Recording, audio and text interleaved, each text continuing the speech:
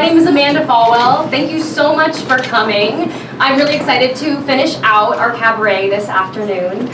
My favorite part about performing is the extremes that we get to reach. I love playing a character that feels nothing like me and is totally crazy, and loving it just as much as a character that feels so authentic. It's almost like it was written for me. So these songs are going to give you a taste of both.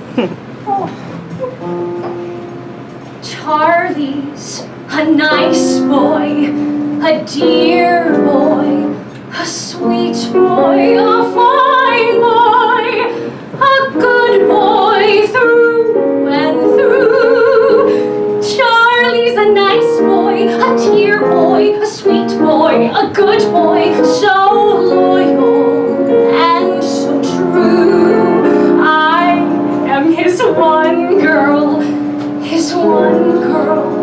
The one girl, no other can replace. So when my Charley's far from me, I'm content as I can be, just to close my eyes and picture his face, and picture his face, and picture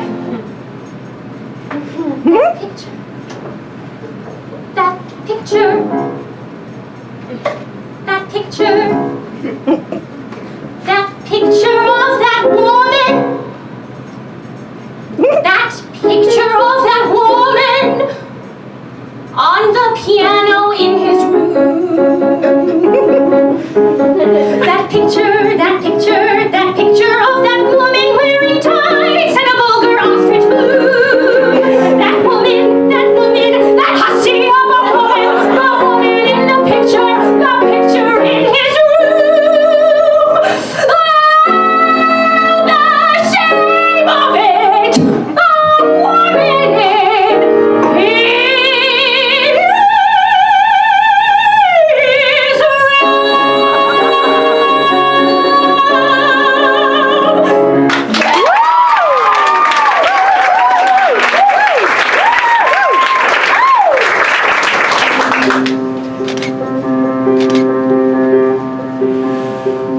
My parents must have thought they had a crazy kid, 'cause I was one of those kids who always knew what I wanted. They took me down to the airport to see all the planes depart, and watching them fly, something inside of me was starting.